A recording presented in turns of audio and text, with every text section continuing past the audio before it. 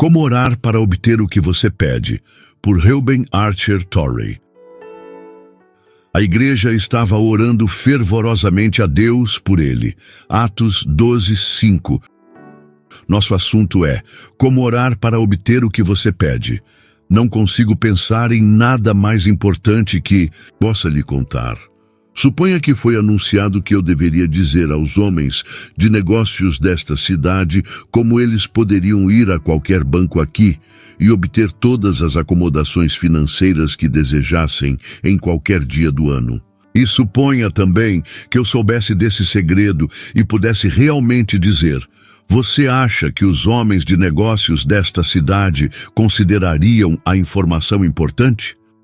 Seria difícil pensar em algo que eles considerariam mais importante. Mas orar é ir ao banco. Ir ao banco que tem o maior capital de todos os bancos do universo, o Banco do Céu. Um banco cujo capital é absolutamente ilimitado. E se eu puder mostrar a você esta manhã como você pode ir ao Banco do Céu em qualquer dia do ano, a qualquer hora do dia ou da noite. Agora, a Bíblia nos diz exatamente isso. Ela nos diz como podemos ir ao Banco do Céu, como podemos ir a Deus em oração em qualquer dia do ano e a qualquer hora do dia ou da noite, e obter de Deus exatamente o que pedimos.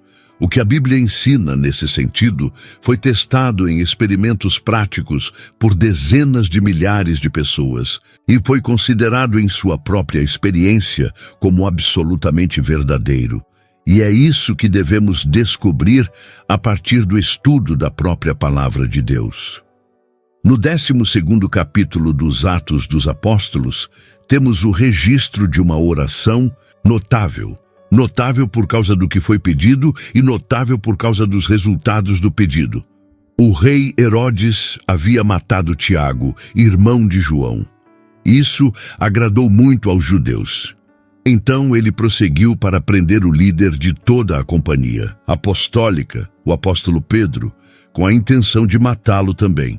Mas a prisão foi durante a semana da Páscoa, a semana santa dos judeus. E enquanto os judeus estavam perfeitamente dispostos a assassinar Pedro, ansiosos para que ele fosse assassinado, eles não estavam dispostos a ter sua Semana Santa profanada por sua morte violenta.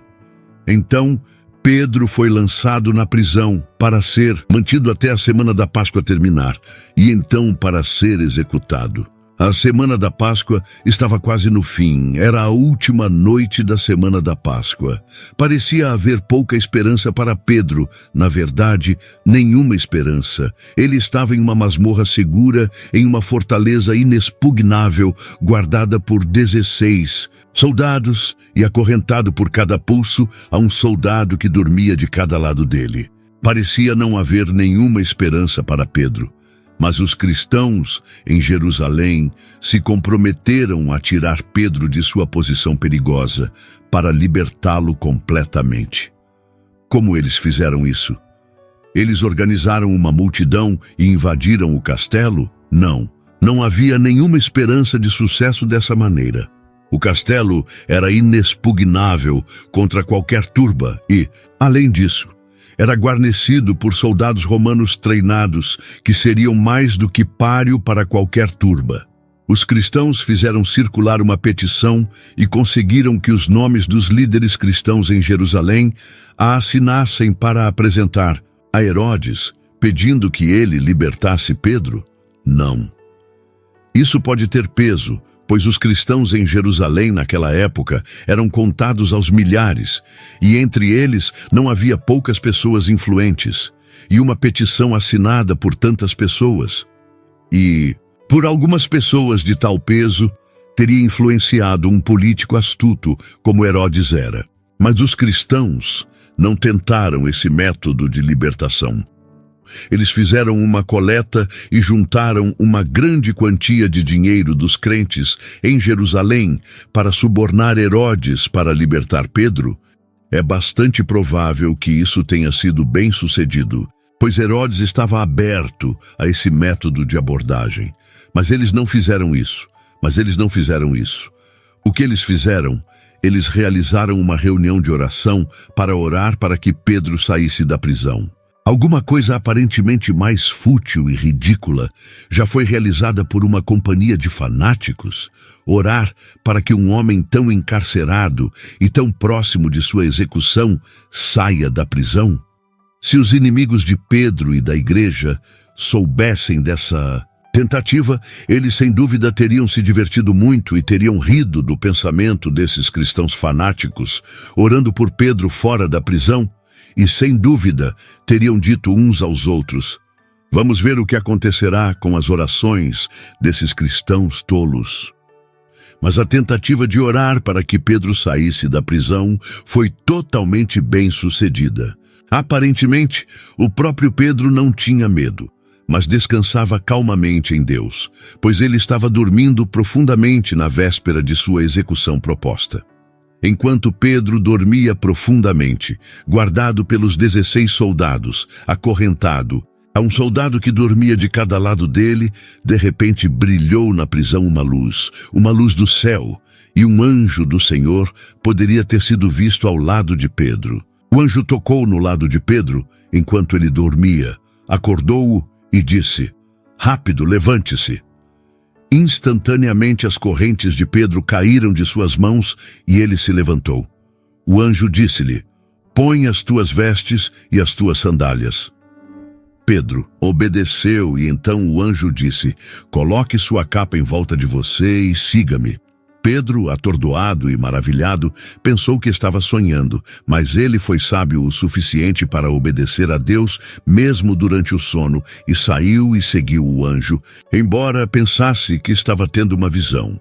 Os soldados estavam todos dormindo e, desimpedidos, o anjo e Pedro passaram pela primeira guarda e pela segunda guarda e chegaram ao forte portão de ferro que dava para a cidade.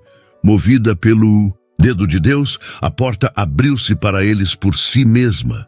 Eles saíram e silenciosamente passaram por uma rua.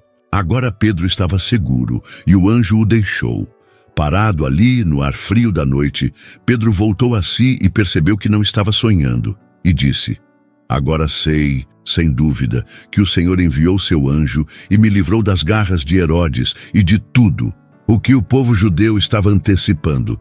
Parando por alguns momentos para refletir, ele pode ter dito a si mesmo: há uma reunião de oração acontecendo. Deve ser na casa da mãe de Marcos. Eu vou lá, e logo aqueles que estão orando são assustados por uma forte batida no portão externo da casa da mãe de Marcos. Uma serva chamada Rode devia estar ajoelhada entre os que oravam. Instantaneamente ela se levantou e correu para o portão. Quando ela reconheceu a voz de Pedro, ela ficou tão feliz que voltou correndo sem abri-la e exclamou: Pedro está à porta. Oh, Rode, você está louca? Gritou a companhia. Incrédula. Não, disse Rode, não estou louca, é o Pedro. Deus respondeu às nossas orações. Eu conheço a voz dele. Eu sabia que ele viria e ele está aqui. Então todos gritaram: não é Pedro, é o anjo dele. Mas Pedro continuou batendo, e eles abriram a porta, e lá estava Pedro, a evidência viva de que Deus havia respondido à oração deles. Agora, se pudermos descobrir como essas pessoas oraram, saberemos exatamente como nós também podemos orar para obter o que pedimos. No 5º verso, nos é dito exatamente como eles oraram. Deixe-me ler para você. A igreja estava orando fervorosamente a Deus por ele. Todo o segredo da oração que prevalece, a oração que obtém o que pede, é encontrado em 4 frases nesta breve descrição de sua oração. A primeira frase é sinceramente. A segunda, a igreja. A terceira, para Deus. A quarta, para ele. Primeiro, para Deus. Vamos pegar essas 4 frases e estudá-las. Tomamos primeiro a terceira frase, pois é realmente a mais importante. Para Deus. A oração que obtém o que pede é a oração dirigida a Deus. Mas alguém dirá: não é toda a oração a Deus? Não. Comparativamente, poucas das orações que saem desta terra hoje são realmente para Deus. Às vezes penso que nenhuma oração em 100 é realmente para Deus. Você pergunta: o que você quer dizer? Digo que nenhuma oração em 100 é realmente para Deus.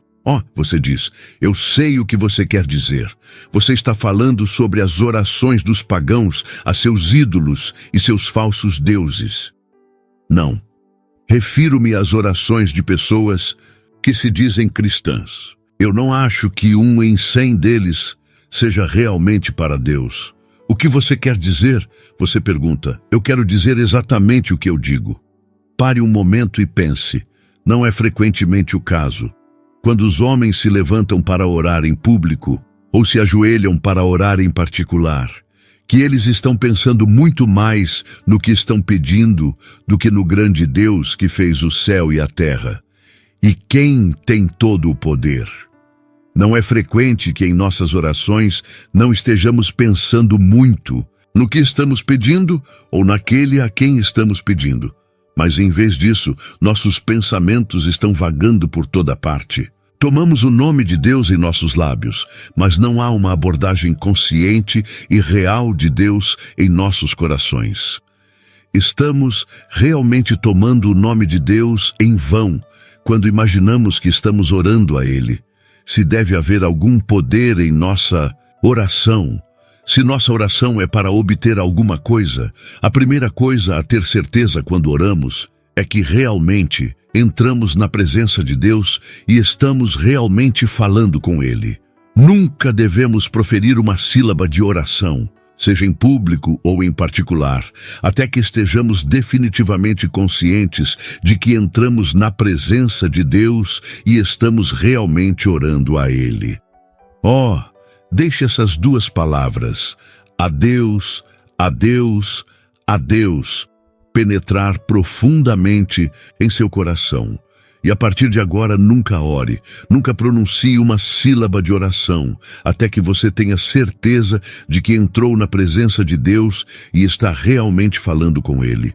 Alguns anos atrás, em nossa igreja em Chicago, antes de começarmos as grandes reuniões de oração aos sábados à noite para orar por um reavivamento mundial, um pequeno grupo de nós costumava se reunir todos os sábados à noite para orar pela bênção de Deus sobre o trabalho de amanhã.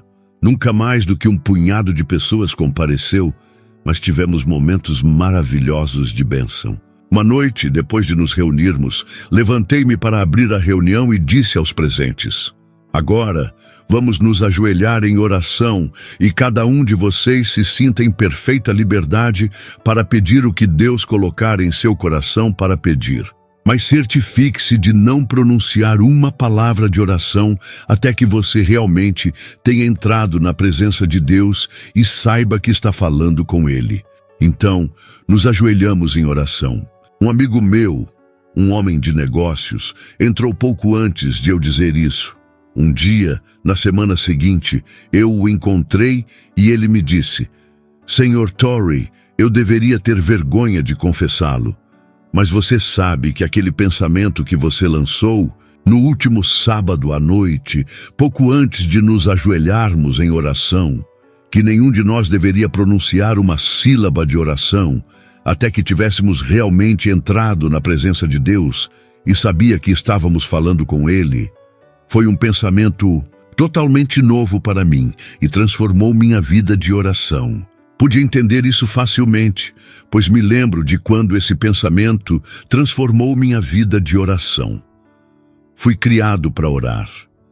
Fui ensinado a orar tão cedo na vida que não tenho a menor lembrança de quem me ensinou a orar. Não tenho dúvidas de que foi minha mãe, mas não me lembro. Em meus primeiros dias, o hábito de orar estava tão profundamente arraigado em mim que nunca houve uma única noite em minha vida, até onde minha memória alcança, em que eu não tenha orado. Com exceção de uma noite em que fui levado para casa inconsciente e só recuperei a consciência na manhã seguinte.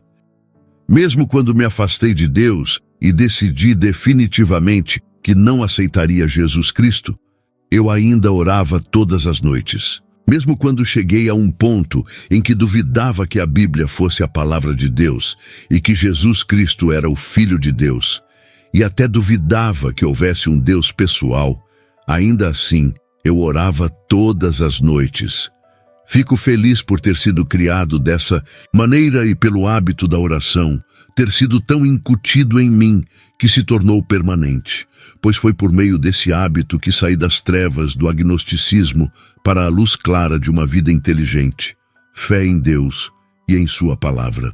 No entanto, a oração era em grande parte uma mera questão de forma.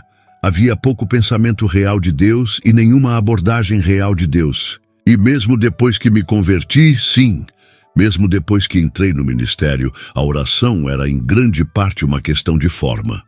Mas chegou o dia em que percebi o que significava a verdadeira oração.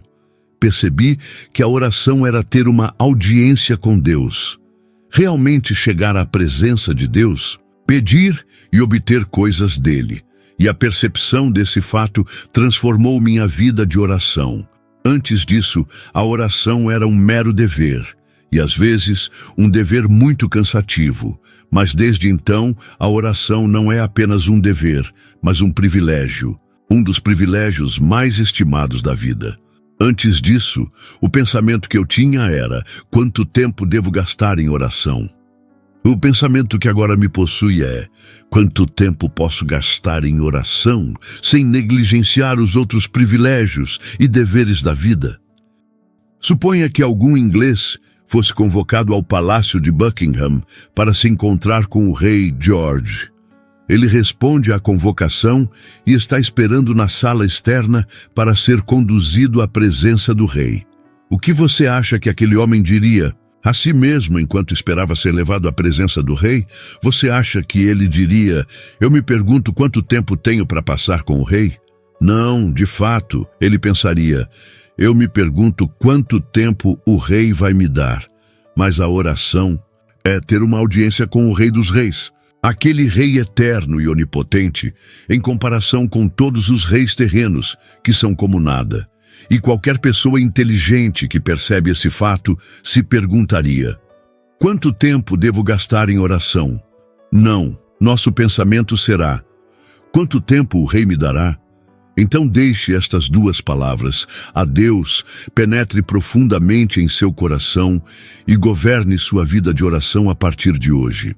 Sempre que você se ajoelhar em oração ou ficar em oração, seja em público ou em particular, tenha absoluta certeza, antes de proferir uma sílaba de oração, de que você realmente entrou na presença de Deus e está realmente falando com Ele. É um segredo maravilhoso. Mas neste ponto surge uma questão: como podemos chegar à presença de Deus e como podemos ter certeza de que chegamos à presença de Deus e de que realmente estamos falando com Ele? Alguns anos atrás, eu estava falando sobre este versículo da Escritura em Chicago, e no final do discurso, uma mulher cristã muito inteligente, uma das mulheres mais inteligentes e profundamente espirituais que já conheci, veio até mim e disse: Sr. Torrey, gosto desse pensamento de para Deus, mas como podemos chegar à presença de Deus e como podemos ter certeza absoluta de que chegamos à presença de Deus e de que estamos realmente falando com Ele? Era uma pergunta sábia e de grande importância, e é claramente respondido na palavra de Deus. Há duas partes para a resposta. Primeiro, você encontrará a primeira parte da resposta na Epístola aos Hebreus, capítulo 10, versículo 19. Temos confiança para entrar no lugar santíssimo pelo sangue de Jesus. Essa é a primeira parte da resposta. Entramos na presença de Deus pelo sangue de Jesus. E não podemos entrar na presença de Deus de nenhuma outra maneira. O que isso significa? Significa o seguinte: você e eu somos pecadores. Os melhores de nós somos grandes pecadores. E Deus é infinitamente santo. Tão santo que até os serafins, aqueles maravilhosos queimadores, queimando em sua própria santidade intensa, devem velar seus rostos e pés em sua presença. Isaías 6, 2. Mas nossos pecados foram colocados em outro. Eles foram colocados sobre o Senhor Jesus quando Ele morreu na cruz do Calvário e fez uma expiação perfeita por nossos pecados. Quando ele morreu ali, ele tomou o nosso lugar, o lugar de rejeição de Deus, o lugar da maldição. E no momento em que o aceitamos e cremos no testemunho de Deus a respeito de seu sangue, que por seu sangue derramado, ele fez a expiação perfeita por nossos pecados, e confiar em Deus para nos perdoar e justificar, porque o Senhor Jesus morreu em nosso lugar, naquele momento, nossos pecados são perdoados e somos considerados justos, e entramos em um lugar acima dos serafins, o lugar do único e perfeito Filho de Deus, Jesus Cristo. E não precisamos cobrir nossos rostos ou pés quando entramos em sua presença, pois fomos feitos perfeitamente naquele que Ele ama.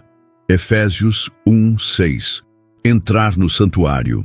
Então, entrar na própria presença de Deus, pelo sangue de Jesus, significa que quando nos aproximamos de Deus, devemos desistir de todo e qualquer pensamento de que temos alguma aceitabilidade diante de Deus. Em nós mesmos, percebemos que somos pecadores miseráveis e também cremos que todos os nossos pecados foram expiados pelo sangue derramado de Jesus Cristo e, portanto, entramos com ousadia na própria presença de Deus, no santuário, pelo sangue de Jesus.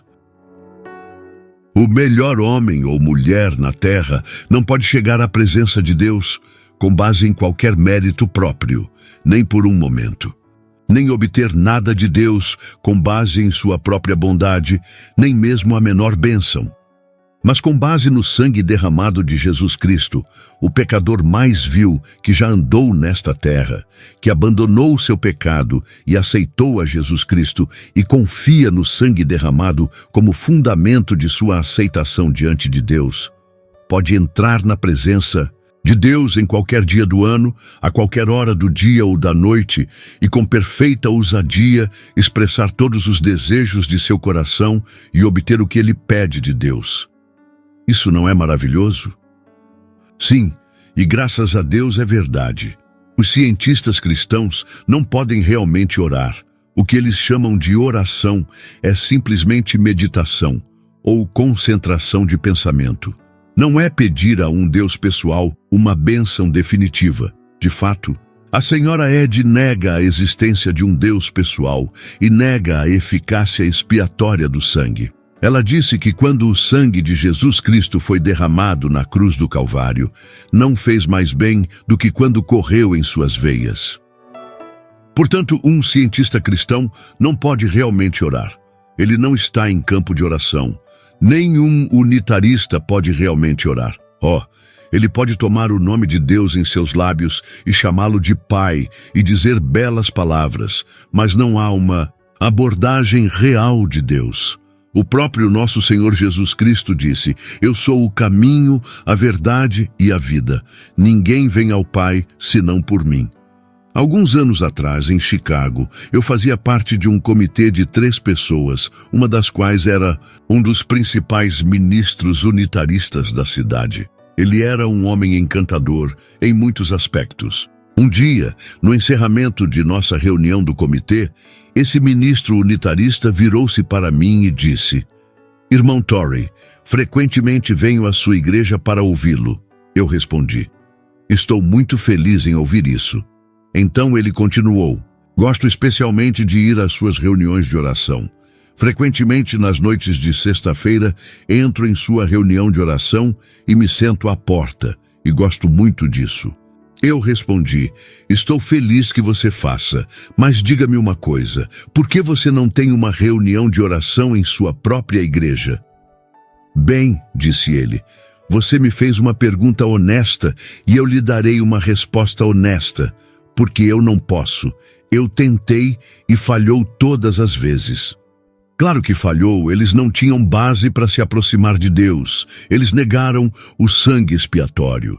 Mas há muitos cristãos supostamente ortodoxos e muitas vezes, nestes dias, até ministros supostamente ortodoxos que negam o sangue expiatório.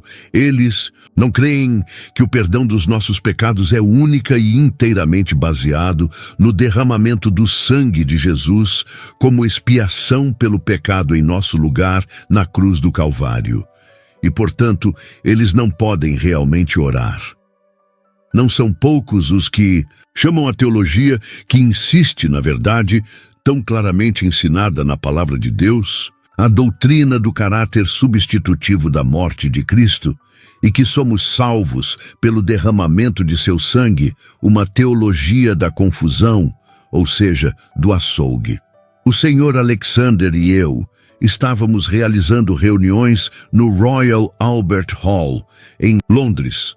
Certo dia, recebi pelo correio um de nossos inários que um homem havia levado da reunião. Ele havia passado por isso e cortado todas as referências ao sangue de Cristo. Junto com o inário, havia uma carta que o acompanhava, na qual o homem dizia: examinei seu inário e cortei todas as referências ao sangue em todos os lugares onde ele foi encontrado, e estou enviando este inário de volta para você. Agora, cante seus hinos desta maneira, sem o sangue, e eles terão algum sentido. Levei o inário comigo para a reunião naquela tarde e o expus. Era um livro tristemente mutilado. Eu li a carta do homem, e então eu disse: não, eu não vou cortar o sangue da minha inologia, e não vou cortar o sangue da minha teologia, pois quando eu cortar o sangue da minha inologia e da minha teologia, terei que cortar todo o acesso a Deus da minha experiência. Não, homens e mulheres, vocês não podem se aproximar de Deus por qualquer outro fundamento que não seja o sangue derramado, e até que creiam no sangue de Jesus Cristo como uma expiação perfeita por seus pecados, e como o único fundamento no qual podem encontrar perdão e justificação. A verdadeira oração é uma impossibilidade. Segundo, você encontrará a segunda parte da resposta à pergunta: como podemos chegar à presença de Deus e como podemos ter certeza de que chegamos à sua presença? Em Efésios 2:18 diz: porque por meio dele ambos temos acesso ao Pai em um só Espírito. Aqui temos o mesmo pensamento que já tivemos, que acabamos de apresentar, que é por meio dele, isto é, por meio de Jesus Cristo, que temos nosso acesso ao Pai. Mas temos um pensamento adicional, o pensamento de que quando entramos na presença de Deus, por meio de Jesus Cristo, chegamos no Espírito único, ou seja, o Espírito Santo. O que isso significa? Significa o seguinte: é a obra do Espírito Santo, quando você e eu oramos, tomar-nos pela mão, por assim dizer, e conduzir-nos à própria presença de Deus e nos apresentar a Ele e tornar Deus real para nós enquanto oramos. A palavra grega, traduzida como acesso, é o equivalente exato em sua etimologia da palavra introdução, que é realmente uma palavra latina transliterada para o português. Como eu disse, é a obra do Espírito Santo nos apresentar a Deus, ou seja, nos levar à presença de Deus e tornar Deus real para nós quando oramos, ou agradecemos ou adoramos. E para que possamos realmente entrar na presença de Deus e ter certeza de que entramos em sua presença quando oramos, devemos esperar que o Espírito Santo torne Deus real para nós enquanto oramos ou adoramos. Você já teve essa experiência? Quando se ajoelhou para orar, parecia que não havia ninguém ali, como se estivesse apenas falando para o ar ou para o espaço vazio? O que devemos fazer em um momento como esse? Devemos parar de orar e esperar até algum momento em que tenhamos vontade de orar? Não, quando menos temos vontade de orar. E quando Deus é menos real para nós, esse é o momento em que mais precisamos orar. O que faremos então? Simplesmente fique quieto e olhe para Deus e peça a Ele para cumprir sua promessa e enviar seu Espírito Santo para nos conduzir à sua presença e torná-lo real para nós. E então espere e continue esperando. E o Espírito Santo virá e Ele nos levará à presença de Deus. E Ele tornará Deus real para nós.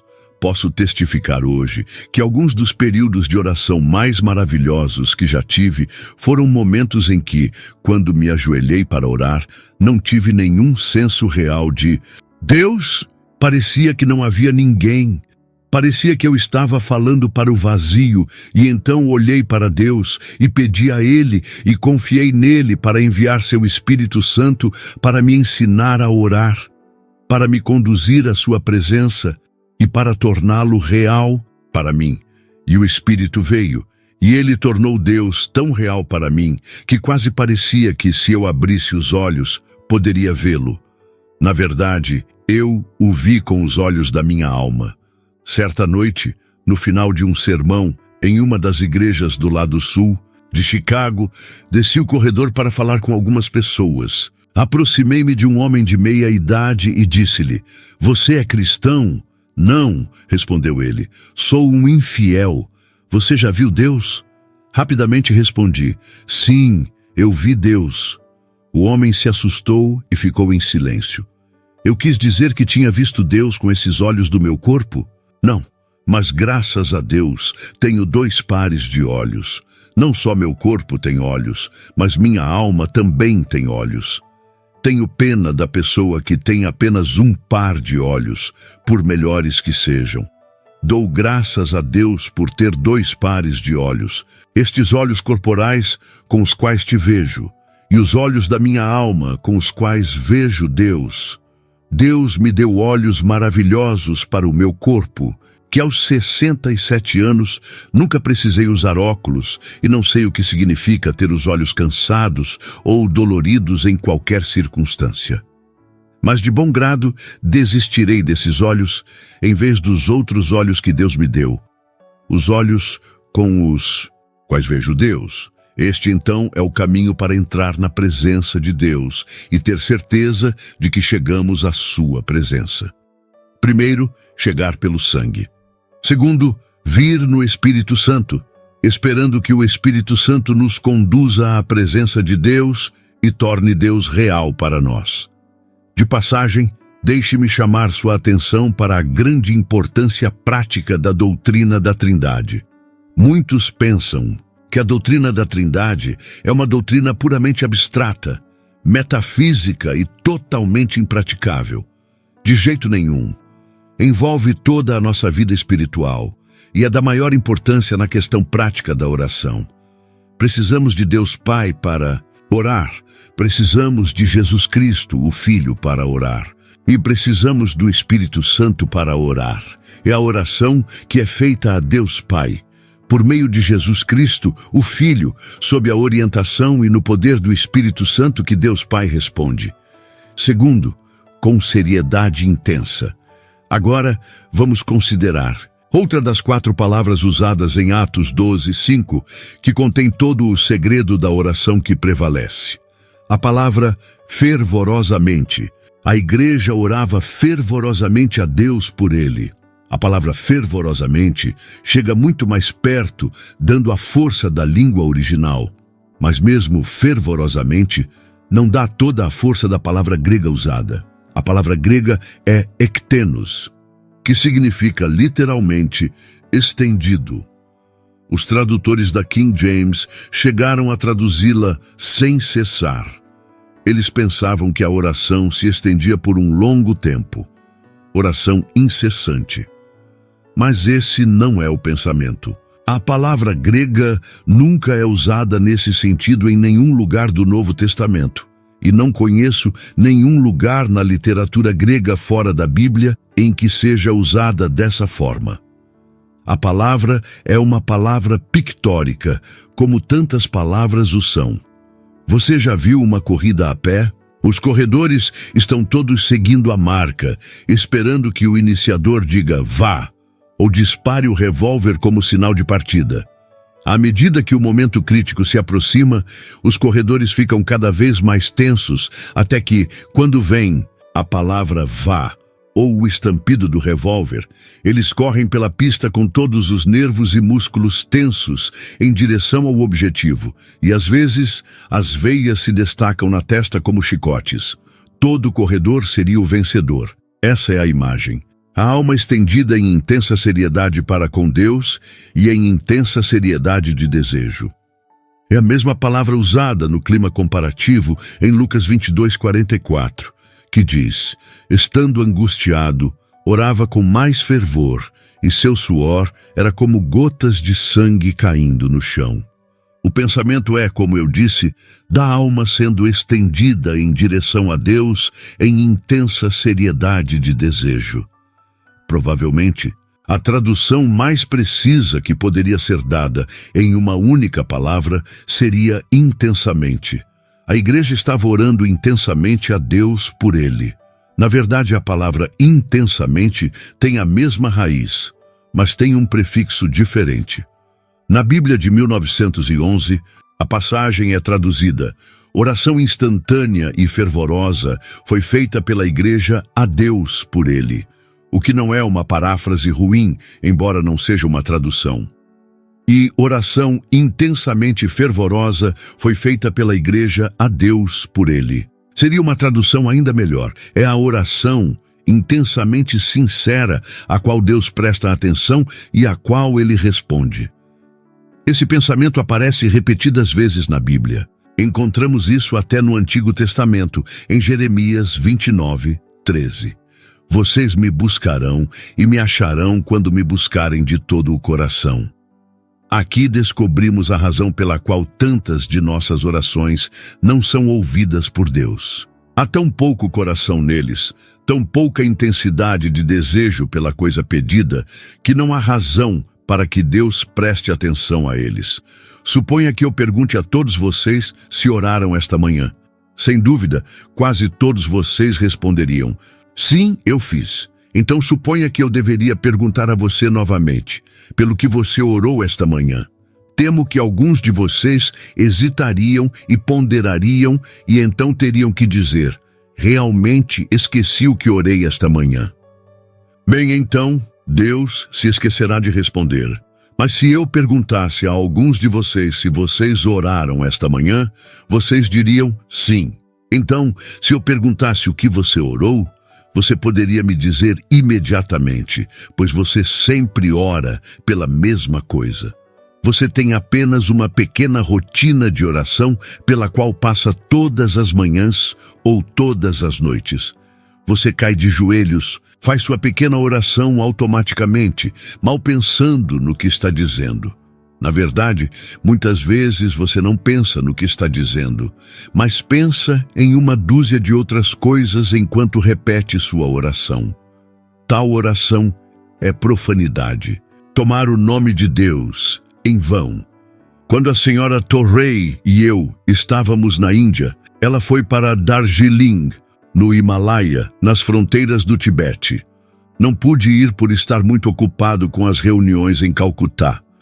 Quando voltou, trouxe consigo uma roda de oração tibetana. Você já viu uma? Um pequeno copo redondo de latão na ponta de uma vara. A xícara gira quando o bastão é girado. O tibetano escreve suas orações, coloca-as no copo e então gira o bastão. E a roda gira e as orações são ditas. É assim que muitos americanos oram, exceto que a roda está em sua cabeça em vez de estar no topo de uma vara. Eles se ajoelham e recitam uma rotina de oração, dia após dia a mesma coisa, quase sem pensar no que estão pedindo. Esse tipo de oração é profanação, tomar o nome de Deus em vão, e não tem poder algum com Deus. É pura perda de tempo, ou pior que perda de tempo. Mas se eu perguntasse a alguns de vocês pelo que oraram esta manhã, vocês poderiam me dizer, pois enquanto vocês estavam em oração, o Espírito de Deus veio sobre vocês e com uma grande dor de coração e intensidade de desejo, vocês clamaram a Deus por aquilo que vocês devem ter. Bem, Deus ouvirá sua oração e lhe dará o que você pediu. Se quisermos orar com poder, devemos orar com intensa seriedade, lançar toda a nossa alma na oração. Esse pensamento aparece repetidas vezes na Bíblia. Por exemplo, encontramos em Romanos 15:30, rogo-vos, irmãos, por nosso Senhor Jesus Cristo e pelo amor do Espírito, que se juntem a mim em minha luta, orando a Deus por mim. A palavra traduzida como luta neste versículo é sunagonizo, grego. Agonizo, grego, significa lutar ou esforçar-se ou lutar ou combater. Ouvimos muito hoje em dia sobre o descanso da fé, com o que os homens geralmente querem dizer que devemos levar as coisas com muita calma em nossa vida cristã. E quando oramos, simplesmente entramos na presença de Deus como uma criança, e calma e confiantemente pedimos a Ele a coisa desejada e contamo-la como nossa. E vamos embora com muita calma e consideramos a coisa como nossa. Agora, há uma verdade nisso, uma grande verdade. Mas é apenas um lado da verdade. E uma verdade geralmente tem dois lados. E o outro lado da verdade é que não existe apenas o descanso da fé, mas também a luta da fé. E minha Bíblia tem mais a dizer sobre a luta da fé do que sobre o descanso da fé. O pensamento de lutar ou combater em oração não é o pensamento de que temos que lutar com Deus para que Deus se disponha a conceder nossas orações. Não, nossa luta é contra os principados, contra as potestades, contra os poderes deste mundo tenebroso e contra as forças espirituais do mal nas regiões celestiais. Efésios 6:12. Contra o diabo e todas as suas poderosas forças, e não há lugar onde o diabo nos resiste tanto quanto quando oramos. Às vezes, quando oramos, parece que todas as forças do inferno se interpõem entre nós e Deus. O que devemos fazer? Desistir? Não! 1000 vezes não! Lute contra a coisa de joelhos, lute em sua oração a Deus e vença. Alguns anos atrás, eu estava participando de uma conferência bíblica na velha igreja do Dr. James H. Brooks, em St. Louis. No programa estava um dos mais ilustres e talentosos professores da Bíblia que a América já produziu, e ele estava falando neste dia sobre o descanso da fé. Ele disse: eu desafio qualquer um a me mostrar uma única passagem na Bíblia onde nos é dito para lutar em oração. Agora, um orador não gosta de contradizer o outro, mas aqui estava um desafio, e eu estava sentado na plataforma e fui obrigado a aceitá-lo. Então eu disse em voz baixa, Romanos 15:30, irmão. Ele era um estudioso grego bom o suficiente para saber que eu o tinha, e o que é mais raro, ele era honesto o suficiente para confessar na hora. Sim, a Bíblia nos manda lutar em oração. E é a oração em que realmente lutamos no poder do Espírito Santo que vence Deus. A raiz da palavra traduzida como luta é agoni, grego, de onde vem nossa palavra agonia. Oh, que possamos ter mais orações agonizantes. Vá agora para Colossenses 4:12, 13 e você encontrará o mesmo pensamento novamente, colocado em outras palavras. Epafras, que é um de vocês e servo de Cristo Jesus, envia saudações. Ele está sempre lutando em oração por você, para que você permaneça firme em toda a vontade de Deus, maduro e plenamente seguro. Eu garanto a Ele que Ele está trabalhando duro para você. As palavras traduzidas como trabalhando duro são palavras muito fortes. Significa labuta intensa ou trabalho doloroso.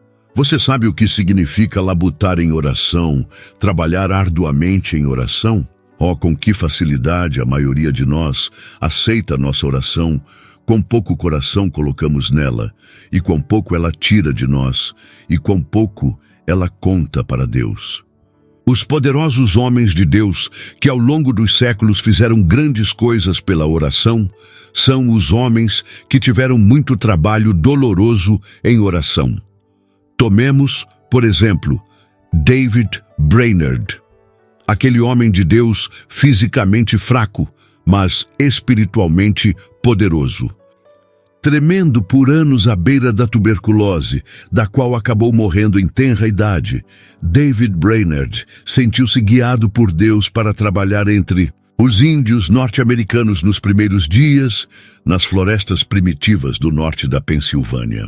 E às vezes, em uma noite de inverno, ele saía para a floresta e se ajoelhava na neve fria, quando ela tinha 30 centímetros de profundidade, e trabalhava tanto com Deus em oração que ficava todo molhado de suor, mesmo nas horas frias da noite, de inverno. E Deus ouviu David Brainerd e enviou um avivamento tão poderoso entre os índios norte-americanos como nunca se ouviu antes. E Deus não apenas enviou uma resposta às orações de David Brainerd neste poderoso avivamento entre os índios norte-americanos, mas também em resposta às orações de David Brainerd, ele transformou o sogro de David Brainerd, Jonathan Edwards, aquele poderoso príncipe dos metafísicos, provavelmente o mais poderoso pensador que a América já produziu, o único metafísico americano cujo nome está no American Hall of Fame. Jonathan Edwards, o ardente evangelista, que pregou poderosamente sobre o tema Pecadores nas mãos de um Deus irado, na igreja em Enfield, no poder do Espírito Santo, que os homens fortes na audiência sentiram como se o próprio chão da igreja estivesse caindo e eles estivessem afundando no inferno. E eles pularam de pé e lançaram seus braços ao redor dos pilares da igreja e clamaram a Deus por misericórdia. Oh, se tivéssemos mais homens que pudessem orar como David Brainerd, então teríamos mais homens que pudessem pregar como Jonathan Edwards. Certa vez, usei esta ilustração de David Brainerd em uma conferência no estado de Nova York. Dr. Park, neto e biógrafo de Jonathan Edwards, que estava na minha audiência, veio até mim no final e disse: "Sempre achei que havia algo anormal em David Brainerd." Respondi: "Dr. Park, seria bom para o senhor e para mim se tivéssemos um pouco mais desse tipo de anormalidade." De fato seria. E seria uma coisa boa se muitos de nós que estamos aqui esta manhã tivéssemos esse tipo de, assim chamada, anormalidade que curva um homem com intensidade de desejo pelo poder de Deus. Isso nos faria orar da maneira que David Brainerd orou. Mas uma questão muito prática surge neste ponto. Como podemos obter essa intensa seriedade na oração? A Bíblia responde a essa pergunta de maneira muito clara e simples. Existem duas maneiras de ter sinceridade na oração. Uma maneira certa e uma maneira errada. A maneira errada é trabalhar na energia da carne. Você nunca viu isso feito? Um homem se ajoelhar ao lado de uma cadeira para orar. Ele começa muito calmamente, e então ele começa a se levantar e começa a gritar e berrar e bater na cadeira. E às vezes ele cospe espuma, e ele grita até sua cabeça estar quase partindo com o barulho alto. Esse é o caminho errado, isso é fogo falso. Essa é a energia da carne, que é uma abominação para Deus. Se possível, isso é ainda pior do que as orações descuidadas e impensadas de que falei. Mas existe uma maneira certa de obter uma sinceridade real, comovente e que move Deus na oração. Qual é o caminho certo que a Bíblia nos diz? Ela nos diz em Romanos 8, 26, 27. O Espírito nos ajuda em nossa fraqueza. Não sabemos o que devemos pedir, mas o próprio Espírito intercede por nós com gemidos que as palavras não podem expressar. E aquele que sonda nossos corações conhece a mente do Espírito, porque o Espírito intercede pelos santos de acordo com a vontade de Deus. Esse é o caminho certo. Espere que o Espírito crie a seriedade. A seriedade que conta com Deus não é a seriedade que você ou eu desenvolvemos, é a seriedade que o Espírito Santo cria em nossos corações. Você nunca foi a Deus em oração e não houve sinceridade em sua oração? Foram apenas palavras, palavras, uma mera questão de forma, quando parecia que não havia nenhuma oração real em seu coração. O que devemos fazer em um momento como esse? Parar de orar e esperar até que tenhamos mais vontade de orar? Não.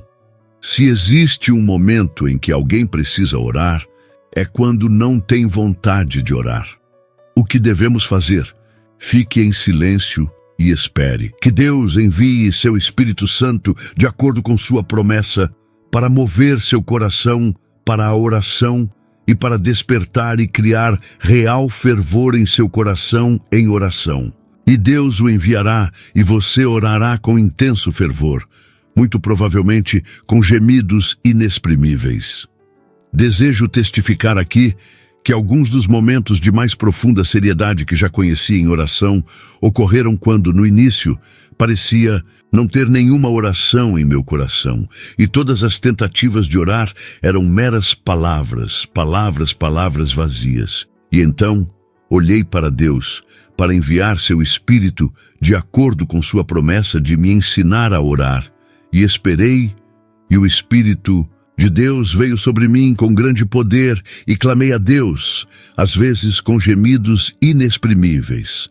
Nunca esquecerei uma noite em Chicago. Depois que as reuniões gerais de oração por um avivamento mundial já estavam acontecendo há algum tempo, o homem que estava mais intimamente associado a mim na condução das reuniões veio à minha casa uma noite após o término da reunião e disse: "Irmão Torrey, o que você acha de termos um tempo a sós com Deus todo sábado à noite, depois que as outras reuniões terminam? Não quero dizer", continuou ele, "que prometeremos realmente nos reunir todos os sábados à noite, mas deixe-nos tê-lo esta noite de qualquer maneira." Uma noite de oração como a que tivemos naquela noite. Jamais esquecerei isso, mas não foi naquela noite que estou pensando especialmente agora. Depois de nos encontrarmos por algumas semanas, ele sugeriu que convidássemos alguns outros, o que fizemos. E todos os sábados à noite, depois que a reunião geral de oração terminava às 10 horas, poucos nos reuníamos em algum lugar isolado, onde não perturbávamos os outros para orar juntos. Nunca havia mais de uma dúzia de pessoas presentes. Geralmente eram 6 ou 7. Uma noite, antes de nos ajoelharmos em oração, dissemos uns aos outros as coisas que desejávamos especialmente pedir a Deus naquela noite, e então nos ajoelhamos para orar e um longo silêncio se seguiu. Ninguém orou, e alguém do pequeno grupo ergueu os olhos e disse: "Não consigo orar. Parece haver algo resistindo a mim." Então outro levantou a cabeça e disse: "Nem eu posso orar. Algo parece estar resistindo a mim." Demos a volta inteira e cada um contou a mesma história. O que nós fizemos? Interromper a reunião de oração? Não. Se alguma vez sentimos a necessidade de orar, foi então, e silenciosamente todos nós nos curvamos diante de Deus e esperamos que Ele enviasse seu Espírito Santo para nos capacitar a orar pela vitória. E logo o Espírito de Deus veio sobre um e outro, e raramente ouvi tal oração como ouvi naquela noite. Então o Espírito de Deus veio sobre mim e me conduziu a uma oração que eu nunca havia sonhado em fazer. Fui levado a pedir a Deus que Ele me enviasse ao redor do mundo pregando o Evangelho e me permitisse ver milhares salvos na China, no Japão, na Austrália, na Nova Zelândia, na Tasmânia, na Índia, na Inglaterra, Escócia, Irlanda, Alemanha, França e Suíça. E quando terminei de orar naquela noite, eu sabia que estava indo. E eu sabia o que veria tão bem quanto sabia depois, quando veio o relatório real das coisas poderosas que Deus havia feito. Aquela reunião de oração me enviou ao redor do mundo, ele pregando o Evangelho. É assim que devemos orar se quisermos obter o que pedimos em oração. Orar com a intensa seriedade que somente o Espírito Santo pode inspirar. Terceiro, a igreja. Agora, vamos olhar brevemente para outra das 4 frases, a frase a igreja. A oração que Deus particularmente se deleita em responder é a oração unida. Há poder na oração de um único indivíduo, e a oração de indivíduos realizou grandes coisas, mas há um poder muito maior na oração unida. Nosso Senhor Jesus ensinou esta mesma grande verdade em Mateus 18, 19 e 20. Eu lhes digo que, se 2 de vocês na terra concordarem sobre qualquer coisa que pedirem, isso lhes será feito por meu Pai que está nos céus. Deus se deleita na unidade de seu povo, e Ele faz tudo em seu poder para promover essa unidade, e assim Ele honra especialmente a unidade em oração. Há poder na oração de um verdadeiro crente. Há muito mais poder na oração unida de 2, e maior poder na oração unida de ainda mais. Mas deve ser uma unidade real. Isso aparece nas palavras exatas que nosso Senhor usa. Ele diz: se 2 de vocês na terra concordarem sobre qualquer coisa que pedirem, isso lhes será feito por meu Pai que está nos céus. É uma das promessas mais citadas erroneamente e mais constantemente abusadas em toda a Bíblia. Muitas vezes é citado como se fosse lido desta forma: se 2 de vocês na terra concordarem em pedir qualquer coisa, isso será feito por meu Pai no céu. Mas, na verdade, diz: se 2 de vocês na terra concordarem sobre qualquer coisa que pedirem, isso será feito por meu Pai no céu. Alguém pode dizer: não vejo nenhuma diferença essencial. Deixe-me explicar isso para você. Outra pessoa tem um fardo em seu coração. Ele vem até você e pede que você se una a ele em oração por libertação, e você consente, e ambos oram por isso. Agora você está concordando em orar, mas você não concorda em nada sobre qualquer coisa que você pede. Ele a pede porque a deseja intensamente. Você pede simplesmente porque ele pede que você peça. Você não concorda de forma alguma sobre qualquer coisa, você pede. Mas quando Deus, pelo seu Espírito Santo, coloca o mesmo fardo em 2 corações, e eles, na unidade do Espírito, oram pela mesma coisa, não há poder suficiente na terra ou no inferno para impedi-los de obtê-lo. Nosso Pai Celestial fará por eles o que eles pedirem. Agora vamos olhar para a 4ª frase, para Ele. A oração era uma oração definida para uma pessoa definida, e esse é o tipo de oração que Deus responde. Oração definida. Oh, como muitas de nossas orações são gerais e vagas. Eles são muito bonitos, soam bem, têm frases encantadoras, mas não perguntam nada definido e específico e não obtêm uma resposta definida e específica. Quando você orar a Deus, tenha uma ideia bem definida e clara do que exatamente você quer de Deus, e peça a Ele por essa coisa definida e específica. E se você atender às outras condições da oração prevalecente, obterá aquela coisa definida e específica que pediu. A resposta de Deus será tão definitiva quanto a sua oração. Para encerrar, deixe-me chamar sua atenção para a nossa dependência do Espírito Santo em todas as nossas orações. Se quisermos realizar algo por meio de nossas orações, é o Espírito Santo, como vimos em nosso estudo da primeira frase, que realmente nos capacita a orar a Deus, que nos conduz à presença de Deus e torna Deus real para nós. É o Espírito Santo, novamente, quem nos dá a intensa seriedade na oração que prevalece com Deus. Mais uma vez, é o Espírito Santo que nos traz a unidade para que conheçamos o poder da oração realmente unida. E é o Espírito Santo quem nos mostra as coisas definidas pelas quais devemos orar definitivamente. Para resumir tudo, a oração que Deus responde é a oração que é para Deus Pai, que está na base do sangue expiatório de Deus Filho e que está sob a direção e no poder de Deus Espírito Santo. Amém.